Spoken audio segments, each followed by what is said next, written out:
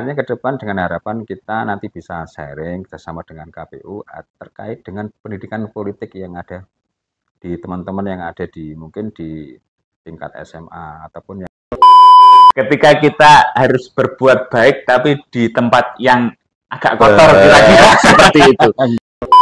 Jadi kan ketika kita sampaikan secara formal, kita ajak ngomong secara dari hati ke hati, akan terjadi banyak. Kan mudah mereka akan masuk ke kita. Kalau malam jenengan keliling ya, katakan itu sudah banyak ratusan kafe yang ada di Kabupaten Kediri. Okay.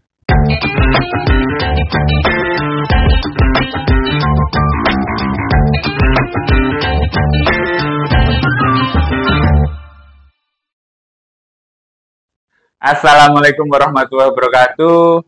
Kembali lagi di podcast Bincang Demokrasi KPU Kabupaten Kediri. Kembali lagi bersama saya, Mas Eka Septiawan Baridianto, Komisioner KPU Kabupaten Kediri, Divisi SDM dan Parmas. Pada hari ini kita kedatangan tamu yang spesial, tentunya masih tentang kepemudaan di Kabupaten Kediri. Siapa dia?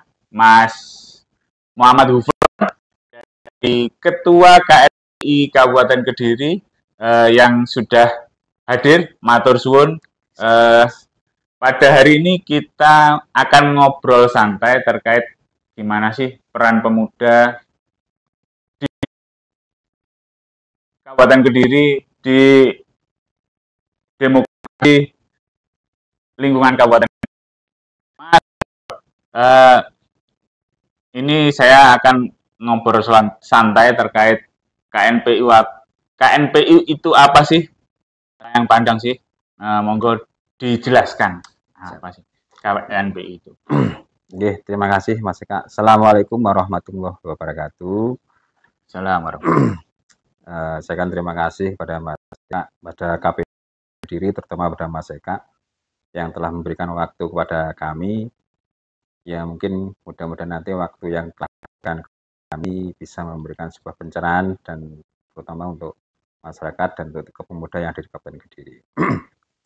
Ya memang KNPI Kabupaten Kediri kalau dibandingkan dengan sebelah itu memang memang masih ibarat kita orang jalan itu memang masih baru lahir, dalam artian memang sudah lama tidur untuk dekat Kediri KNPI itu.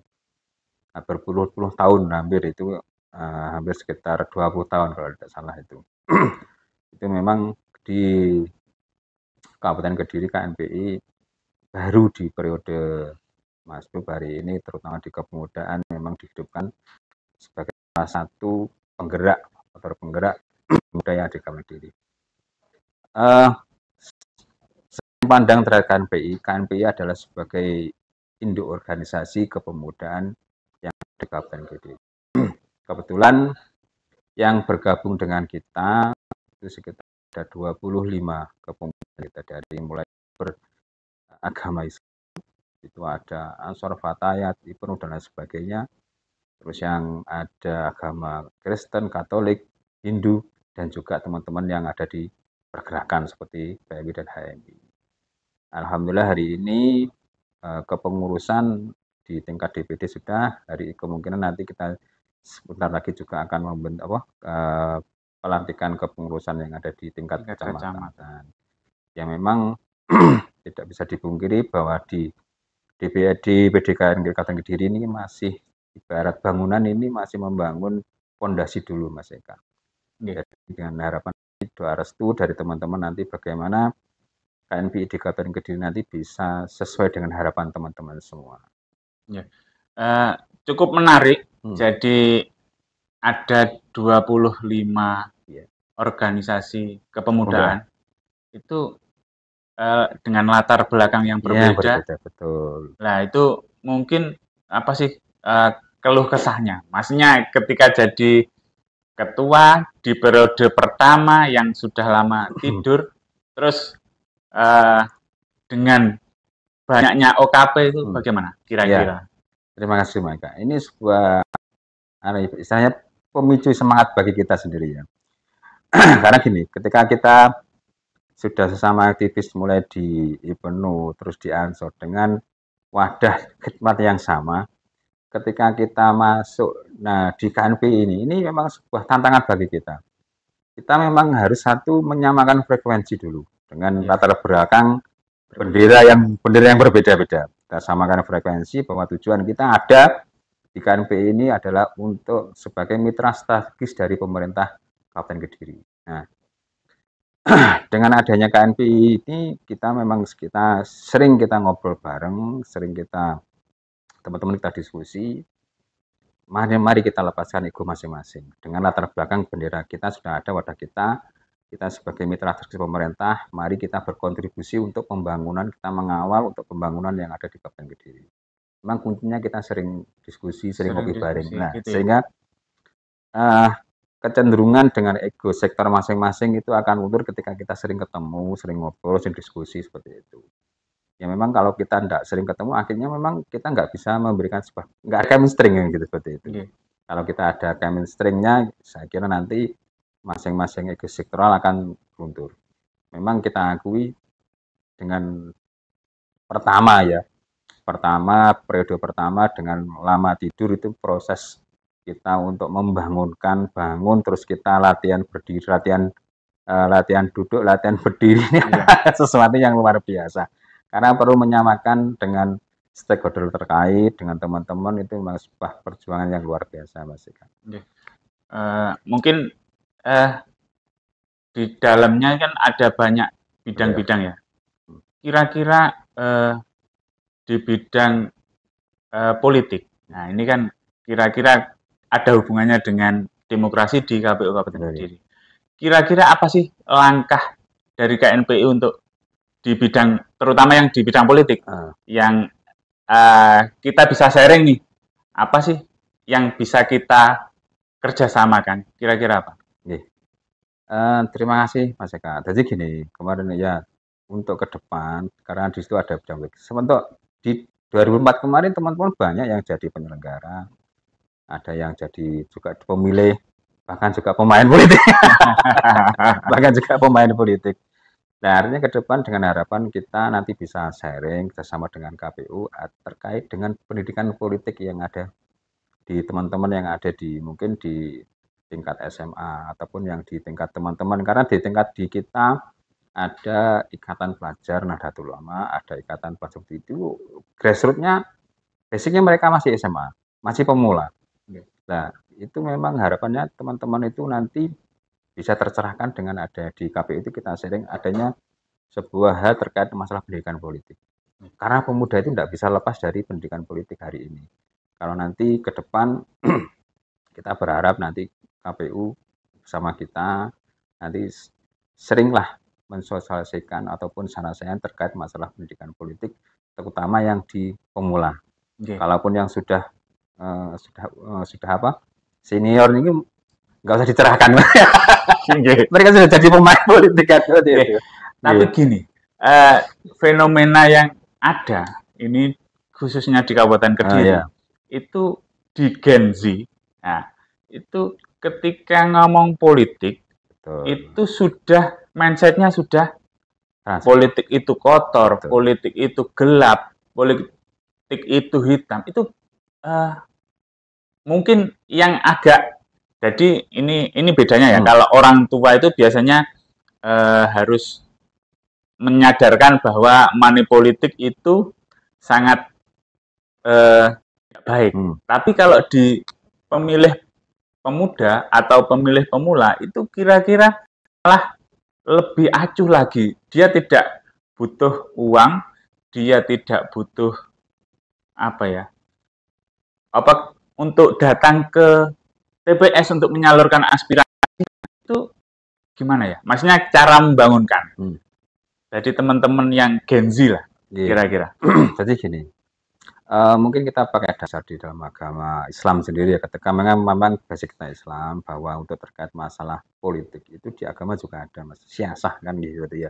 Siasah dalam artinya yang stigma yang terkait dengan politik kotor sebagainya. Politik itu sebenarnya siasah dan diperbolehkan dalam agama. Cuma ketika mereka terlalu menstigma bahwa politik kotor. Itu sebenarnya bukan politiknya yang kotor, cuma oknumnya yang kotor. Karena mungkin dalam agama sendiri bahwa kita memang diharuskan untuk generasi itu mengetahui politik.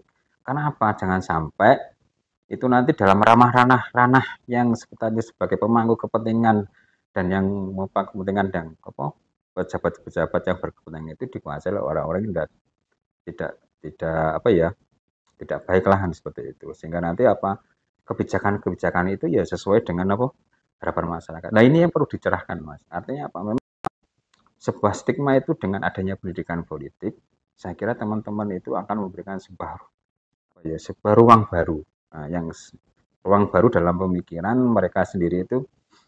Oh iya, ternyata bahwa untuk ke depan dalam pemuda itu memang harus tampil, harus menguasai dalam politik, dalam tampil, ada hal-hal tertentu yang memang harus mereka duduki dan sebagainya. Karena kebijakan itulah kalau dikuasai oleh orang-orang yang tidak baik, itu saya kira nanti kebijakannya juga tidak akan juga baik kan gitu. Memang ini perlu nih, Mas.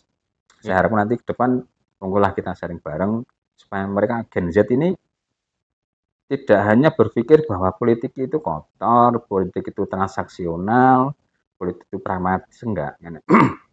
Ada sebuah harapan bahwa politik itu memang teman-teman itu untuk bisa mengisi ruang-ruang yang memang telah disediakan.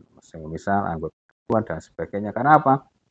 Karena kalau demo itu kalah dengan salah satu tanda tangan aja kan seperti itu. Oh iya. Menarik ini. Menarik. Karena kemarin kita melihat fenomena yang semisal di pembubaran Doli ya. Pembubaran Doli. Ketika itu kan banyak sekali orang demo dan sebagainya. Sama kan hanya dengan satu kali tanda tangan yang pemangku kepentingan di situ akan selesai bubar kan. Nah, ini kan sesuatu yang memang mereka harus tercerahkan bahwa untuk masalah jabatan politik itu memang pemangku kepentingan di politik itu ya perlu ada kekuasaan di Semarang itu memang dia itu harus tampil di situ untuk merubah itu. Karena demo yang berkali-kali kalau tidak akan dengan disesuaikan dengan kepentingan itu kan akan selesai kan, Mas. Sangat menarik. Jadi ketika kita harus berbuat baik tapi di tempat yang agak kotor kira-kira seperti itu. Jadi sesuatu kebijakan, ya misalkan contoh kecil harga sembako, harga pendidikan. Betul, itu sangat berpengaruh oleh kebijakan politik. Jadi nantinya kita sampaikan, kita gaungkan ke seluruh warga, terutama yang pemuda. Ini untuk minimal kalau tidak bisa yang dipilih ya harus memilih lah. Betul, untuk datang ke TPS. Kira-kira seperti itu pesannya. Terus mungkin harapan.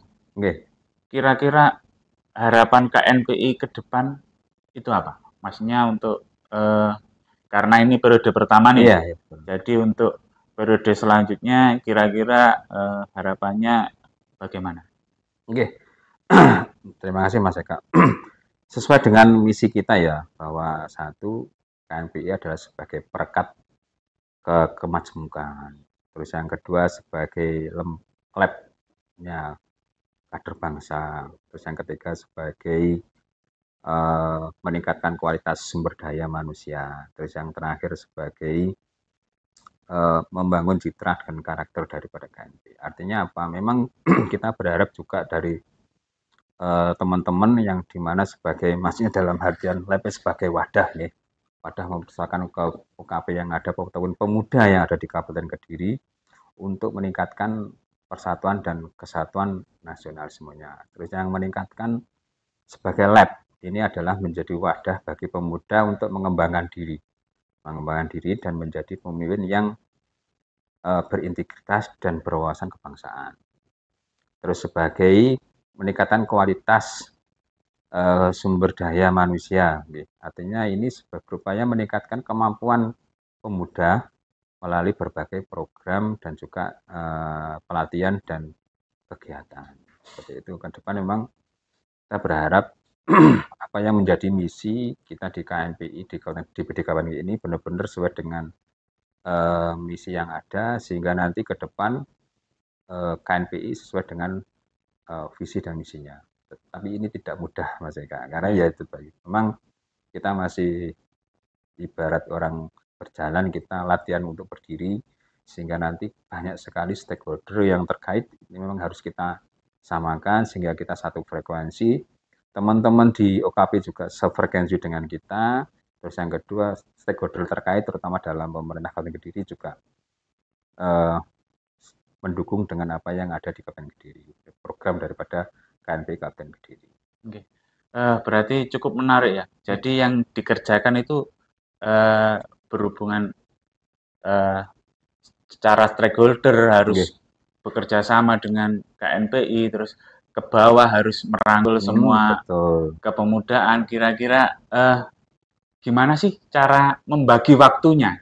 Kira-kira kan jenengan juga punya pekerjaan, punya keluarga, dan satu lagi jenengan diamanai sebagai ketua KNPI. Kira-kira bagaimana membagi tiga ini biar bisa berjalan? Tadi ya organisasi itu kan kolektif kolegial, artinya tidak tersentral pada ketua saja. Artinya memang kita ada bidang-bidang, lah itulah nanti yang bidang-bidang itu yang memang harus jalan. Kita di dalam leadership kita tinggal mengomando teman-teman yang sesuai dengan bidang-bidang, monggo nanti katakan bidang dalam politik, oke lah nanti langsung ya, bekerja sesuai dengan bidangnya. Untuk dalam hal politik di apa mungkin bersama dengan KPU, di bidang media dia langsung bergerak sendirian seperti itu. Artinya cuma kita mungkin rutinitas kita ketemu teman-teman ya mungkin di 1 bulan atau mungkin 2 minggu sekali kita ngobrol dan kita diskusi. Itu memang di tempat-tempat yang notabene-nya tidak formal, malah kita ketemu dan sebagainya. Emang jadi memang tidak serta-merta memang ketua harus tampil. Banyak kemarin agenda-agenda KPU tidak cuma kita wakilkan teman-teman sesuai dengan itu, karena memang kebetulan pas itu di hari kerja kita tidak bisa, mungkin teman-teman seperti itu. Salah satu contoh seperti itu ya, karena memang KNPI ini organisasi yang sifatnya memang kolektif kolegial, dimanapun organisasi seperti itu Mas Eka. Tidak bisa dimanapun ketika harus ketua tampil terus yang itu nggak bisa. Memang dasarnya seperti itu.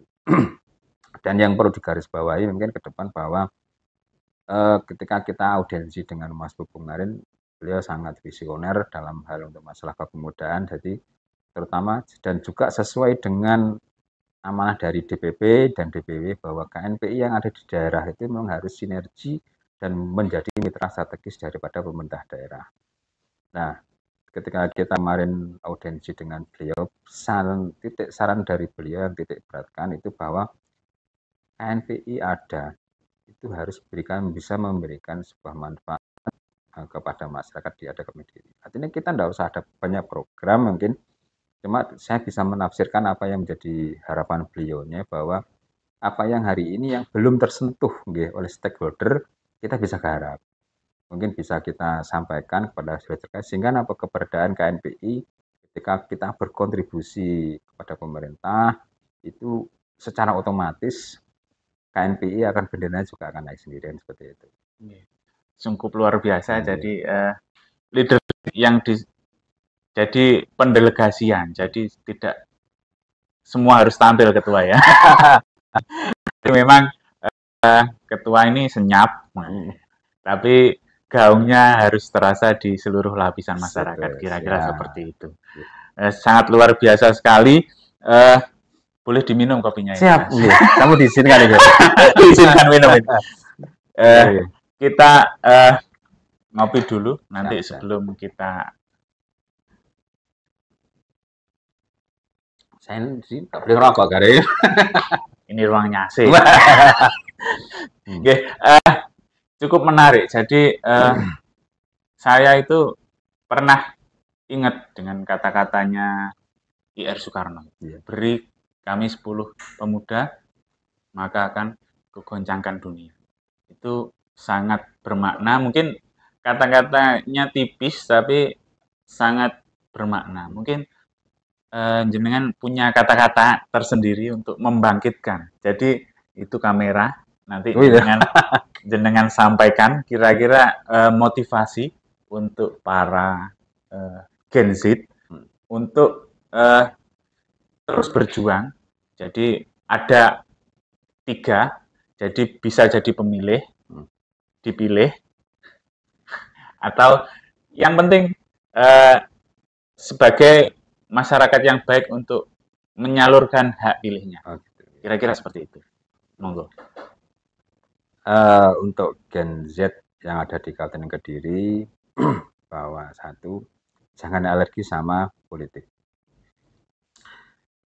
Jangan alergi sama politik. Politik itu adalah sesuatu yang dalam agama diperbolehkan dalam siasat, politik kekuasaan. Monggo ruang-ruang yang ada dalam kekuasaan, dalam politik itu tetap harus diisi dengan orang-orang yang baik. Supaya nanti kebijakan, policy, dan lain sebagainya, kalau diisi dengan orang baik, hasilnya juga akan baik. Kalau bukan kita, siapa lagi? Kalau bukan apa ya istilahnya? Kalau tidak sekarang, kapan lagi? Monggo Gen Z, satu lagi saja, jangan alergi sama dengan politik. Kira-kira sudah cocok untuk menjadi calon. Entah berapa tahun lagi. Jadi mungkin itu pemirsa, teman pemilih, ini mungkin di tahun 2024 kemarin, ini kan jadi terbentuknya kan 2023 ya. Terus dihadapkan oleh pemilu yang kebetulan ada pemilu umum dan pilkada. Ya. Jadi dua itu mungkin apa sih tantangannya? Tantangan terbesar. Kemarin jadi terbentuk 2023, terus di 2024 ada tantangan. Mungkin ada dua pemilu, itu tantangannya seperti apa? Kira-kira seperti itu. Kalau tantangannya, tak kira nggih sama aja, tidak begitu berat. Cuma ada sebuah pengalaman yang menarik. Ada pengalaman yang menarik ketika kami pertama istilahnya jadi ketua KNP Kabupaten Kediri gitu kemarin, anak buah jenengan yang di tingkat bawah maksudnya. Yang di tingkat bawah itu pada waktu kemarin apa ya istilahnya, ketika coklit ya apa ya istilahnya apa Mas? Iya. Ketika coklit itu di wilayah itu yang di toko-toko itu loh Pak. Namanya apa? Iya, mutarleh. Kegiatan pemutakhiran pemilu. Untuk maksudnya untuk toko-toko dan sebagainya hanya bisa itu kemarin. Nah itu kemarin pada waktu siang saya datang dan itu saya diwajibkan harus pakai seragam ini. Iya ini. Batin saya kemarin nggak ada pakai seragam nggak boleh tuh. Pak tuh nggak seragam Pak. Lagi sing ulang sopo ya. Ini sebakan kita kemarin itu. Wah jadi kelas ya siang-siang itu kemarin ada sebuah pengalaman dari ini ketika Pantalih kemarin checklist pertama kemarin dan hari Sabtu dan saya harus menunjuk situ pakai seragam ini. Waduh ya. Ini pengalaman yang kemarin teringat sama gambar yang paling ini kemarin yang ngajarin tetangganya yang tetangga sendiri. Itu mungkin tetangganya jenengan sendiri jadi pengen ngerjain jenengan. Kira-kira seperti itu. Kalau dari kami tidak ada perintah untuk seperti itu. Enggak, maksud saya gini. Di 2024 dengan 25 OKP, yang jelas kan ada banyak kepentingan di sana. Kira-kira di 25 OKP itu terjadi nggak gesekan-gesekan antar OKP di 2024? Kemarin gini, enggak. Ya, cuma ketika dalam hal untuk kepentingannya mereka tidak gesekan itu tidak dinamakan lah. Artinya tetap kita menjaga dalam hal untuk kesulitan di wadah NKMPI. Cuma ketika mereka ya mungkin ada sesuatu yang terkontrol, semisal ya bendera yang bendera kuning, bendera hijau dan sebagainya, monggo lah. Yang penting dalam hal kaidahnya sesuai dengan frekuensi KNPI tetap itu kata ketika mereka sesuai, karena gini ketika mereka bawa bendera masing-masing itu kan kita tidak bisa serta-merta untuk harus manut dengan kita. Mereka kan pakai bendera dan itu pun juga instruksi dari sampai dengan tingkat pusat. Itu pasti ada Mas. Dari latar belakang hijau, kuning dan lain sebagainya itu kan juga perintah dari pusat, DPP-nya mereka masing-masing. Nah, sehingga mereka dengan kepentingan mereka sendiri. Tapi dalam hal untuk ketika kita sampai menggunakan organisasi di KNPI sendiri itu enggak ada. Ya, oke lah kita menghormati dengan apa yang menjadi dapurnya mereka sendiri. Cuma ketika berbicara masalah wadah di KNPI ya sendiri lagi. Ibaratnya lagi dalam sisi agama lakum dinukum waliyatin dulu Mas. Monggo Nggih, Pak Kiai. kan seperti itu ya urusan dengan monggo. Cuma ketika jangan sampai membawa dalam ranah di KNPI itu menjadi sebuah konflik interest. Nah, sesuai itu ya kita menghormati mereka dengan kepentingan mereka masing-masing kan seperti itu. Berarti tidak ada konflik yang berarti ya Tidak, di tahun kemarin. Nggih. Ya mungkin KNPI kalau tidak ada konflik berarti kemungkinan 5 tahun yang akan datang kira-kira bisa menumbuhkan seorang kira-kira calon lah. Begitu. Kira-kira seperti itu. Itu bagaimana untuk prediksi untuk 5 tahun yang akan datang, baik itu pilkada maupun di pemilu? Kemarin itu malah di teman-teman itu juga ada yang di tahun 2004 kemarin itu ada salah satu dari teman kita itu juga ada yang nyalek juga Mas. Nyalek ada beberapa nyalek, ada yang beberapa jadi tim sukses dengan mereka masing-masing. Artinya juga ya itu lah monggo lah kita menghormati teman sendiri. Artinya tapi dengan wadah yang begitu besar sebagai induk ini sekali lagi karena ketika dalam berbicara konteks politik kita belum bisa artinya untuk menyatu. Cuma dalam berbicara masalah KNPI untuk visi misi kita bisa menyatu. Cuma dalam konteks masalah politik itu yang memang berat untuk kita untuk menyatukan satu frekuensi, Mas. Kita berat untuk menyatukan masalah satu frekuensi konteks politik. Ya, karena pastilah untuk masalah konteks politik itu sesuai dengan kepentingan masing-masing. Nah, tapi kalau hari ini saya kira untuk berbicara masalah konteks politiknya hari ini kita konteks berbicara bagaimana hari ini kita bisa berkontribusi dulu untuk di dalam pemerintah kepentingan diri aja dulu. Kata-katanya seperti seperti ya pernah dengar kira-kira. Jadi orang politik itu maunya ke sana tapi harus nengok dulu ke sana. Kira-kira seperti itu. Saya menangkapnya seperti itu. Jadi mungkin gini, kembali lagi. Kemarin kan kita sudah bagus ya untuk partisipasi masyarakat. Jadi di pilkada kemarin, kira-kira kebetulan saya juga Juni 2024 baru masuk. Nah, untuk pilkada ini alhamdulillah tertinggi selama ada pilkada Kabupaten Kediri di angka 72%. Nah, kira-kira mungkin harapan. Jadi saya juga menaruh harapan kepada seluruh pemuda. Jadi paling enggak di KPU Kabupaten Kediri, khususnya di Kabupaten Kediri, ini partisipasi bisa naik untuk tahun 2029. Itu mungkin jenengan bisa kasih masukan apa yang harus dilakukan oleh KPU, bagaimana cara sosialisasi kita. Mungkin jenengan sudah tahu, kita sudah banyak bersosialisasi di berbagai sekolah, di berbagai kampus, di berbagai OKP. Mungkin itu sudah saya maksimal, tapi yang terjaring hanya atau yang memilih itu hanya di 72%. Mungkin jenengan bisa kasih masukan ke kami. Oke, terima kasih Mas ya. Jadi kalau saya kemarin mengamati ya, dia mengamati dalam hal untuk penyelenggara pemilu. Penyelenggara mulai TPS, tingkat TPS itu paling kecil TPS, PPS sampai kecamatan itu di PPS itu sendiri usianya di TPS, KPPS itu usianya maksimal berapa? 50 kalau tidak salah kemarin. 55 dan sebagainya. Dan itu saya melihatnya di desa dan terutama di Kecamatan Pagu itu mayoritas adalah pemuda itu. Karena dengan adanya yang masalah administrasi yang begitu banyak kan. Kalau tidak pemuda itu saya kira ya nyawang tok ngeluh. Gitu. Cuma memang saya melihat dari partisipasi kemarin, memang apa yang dilakukan di Kabupaten Kediri, terutama masalah untuk sosialisasi sudah luar biasa, dari semua lini sudah dilakukan. Cuma ada yang memang yang formal, tapi saya melihatnya belum ada yang non formal. Ya, artinya memang banyak komunitas mungkin kita bisa mengelepaskan.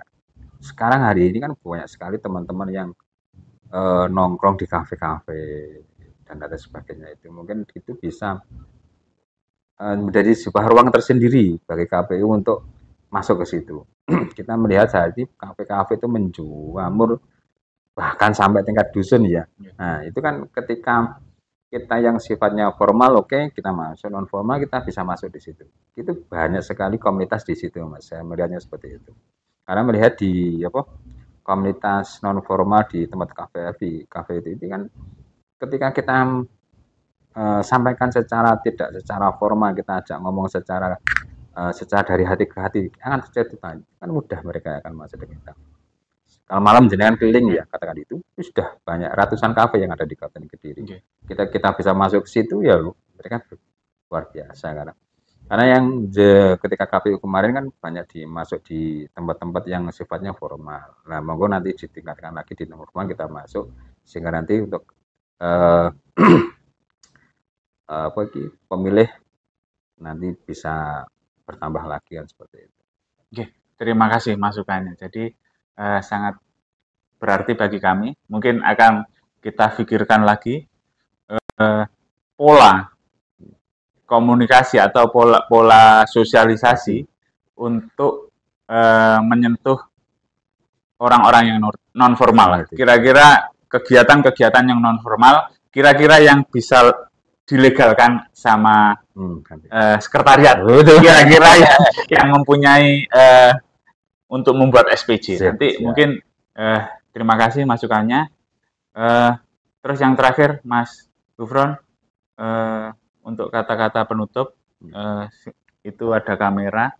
Nanti yang terakhir, jenengan sudah atau biasanya politik kan menggok-menggok. Nanti ini jangan menggok lagi. Untuk persiapan di 2029, kira-kira seperti itu. Monggo. Siapa nih? Siapa nih? Waduh. Baik, silakan. Ini penutup. Untuk terima kasih, Mas Eka. Harapan saya kepada nanti, terutama saya sebagai Ketua KNPI, harapan tugasnya untuk teman-teman muda, kan gitu. Untuk teman-teman, terutama di istilahnya yang ada di gerbong KNPI, mari tetap kita samakan visi misi kita. Mari kita tetap berkontribusi untuk pembangunan di Kabupaten Kediri. Sudah. Nggak ada kata-kata lagi. Bahaya nanti, Mas. Untuk kampanye. Bahaya. Oke, teman-teman pemilih, kiranya ini tamu saya sudah kira-kira kehabisan kata-kata. Jadi terima kasih rawuhnya di KPU Kabupaten Kediri.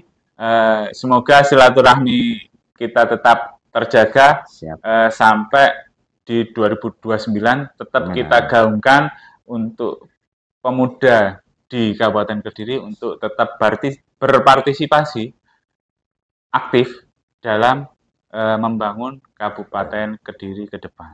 Mungkin itu saja teman pemilih dari kami. Saya Eka Septiawan Yanto di podcast Bincang Demokrasi KPU Kabupaten Kediri. Mohon undur diri. Cukup sekian. Wassalamualaikum warahmatullahi wabarakatuh.